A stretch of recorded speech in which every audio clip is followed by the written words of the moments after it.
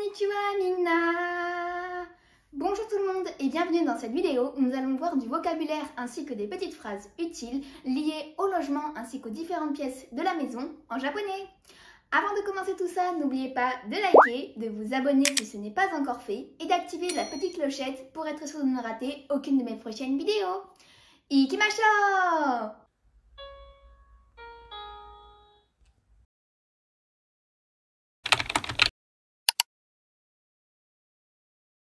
Tout d'abord, intéressons-nous aux différents types de logements.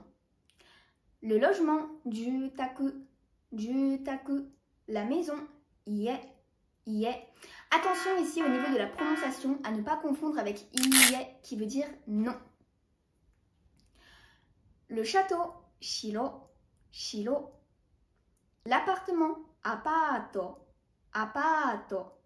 La cabane, koya. Le chalet, Yamagoya. Donc Yama qui veut dire montagne, donc on parle bien de chalet de montagne. Voyons maintenant les différentes parties ainsi que les différentes pièces d'une maison. L'entrée, genkan. Les escaliers, kaidan. La porte, doa. La fenêtre, mado. Le jardin, niwa. La terrasse, terasu. Le balcon, balcony. Le sous-sol ou la cave, chikashitsu. Dehors, osoto. Ici, comme beaucoup de mots en japonais, le o est vraiment facultatif, mais avec le o, le langage est beaucoup plus soutenu. C'est comme par exemple le sushi, et on peut rajouter le o au sushi, c'est beaucoup plus poli. Dedans, naka. L'étage, kai. Si je veux dire par exemple le troisième étage, c'est sankai. Donc c'est-à-dire qu'on va tout simplement mettre le chiffre devant kai comme en anglais. Alors attention, ici il y a un petit piège puisque les japonais ne comptent pas tout à fait pareil les étages que nous. Pour eux, donc le premier étage, en fait c'est pour nous l'étage 0, donc le rez-de-chaussée. Si on veut parler du premier étage au Japon, qui est en fait le premier étage pour nous, en fait pour eux du coup c'est le deuxième étage, mais pour nous ce sera le premier étage. Ce qui donne nikai. Le grenier, yaneura. Le toit, yane. La cheminée, entotsu. Le couloir, rouka. La pièce, heya. La cuisine, daidokoro. Le salon, ima. La salle à manger, shokudo. Les toilettes, toire. La chambre, shinshitsu. Mais heya ça marche aussi. La salle de bain, yokushitsu. Maintenant qu'on a du vocabulaire, nous allons pouvoir faire des petites phrases pour décrire notre habitation. Premier exemple, j'habite dans une maison. Watashi wa ie ni sundeimasu.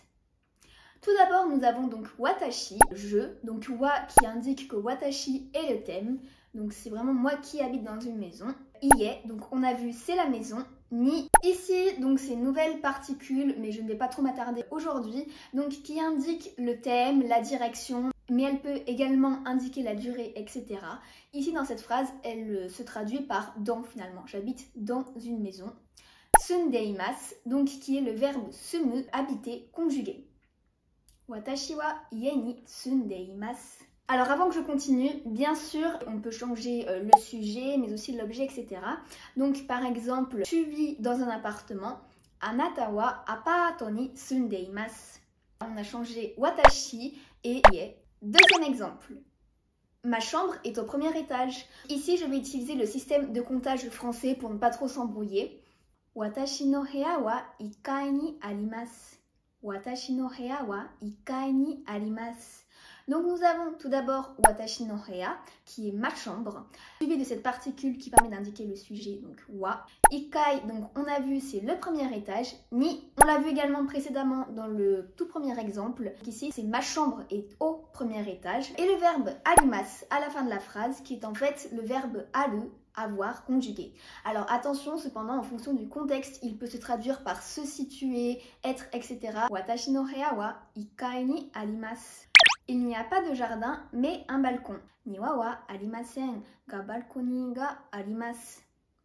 Ici, dans cette phrase, on peut donc distinguer les deux grandes parties. Donc, première partie, niwa wa arimasen. Il n'y a pas de jardin. Arimasen qui est donc le verbe aru conjugué à la négation. Il n'y a pas.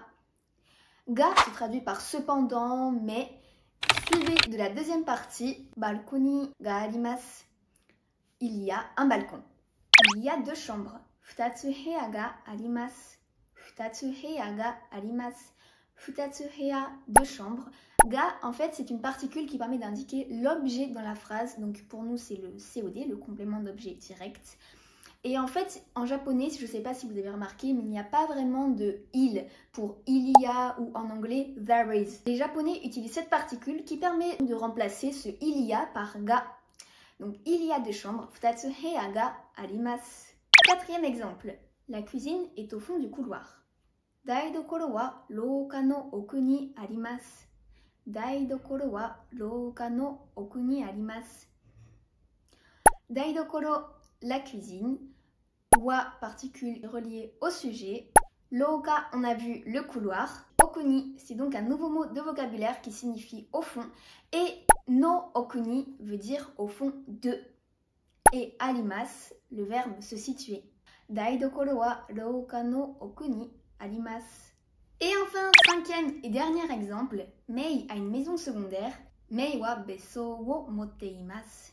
Mei wa bessou wo motte imasu. Nouveau petit mot de vocabulaire, bessou qui veut dire maison secondaire. Donc Mei wa, le sujet, c'est Mei. Bessou, la maison secondaire. Wo motte imasu, possède. Mei possède une maison secondaire ou a une maison secondaire. Voilà, c'est fini pour les phrases ainsi que le vocabulaire aujourd'hui. Maintenant, passons à la question du jour. Je vais vous donner 3 cafés avec des animaux et vous me direz dans les commentaires lequel existe vraiment mais uniquement au Japon. Donc un café par exemple Acha qui existe vraiment, c'est une sorte de salon de thé où on peut boire son café entouré de vrais chats, donc on peut les caresser. Petit 1, le café avec des capybaras. Petit 2, le café avec des lynx. Et enfin, petit 3, le café avec des veaux. Voilà, cette vidéo est terminée. Merci beaucoup d'avoir regardé jusqu'à la fin. Et on se dit à bientôt dans une prochaine vidéo. Matane!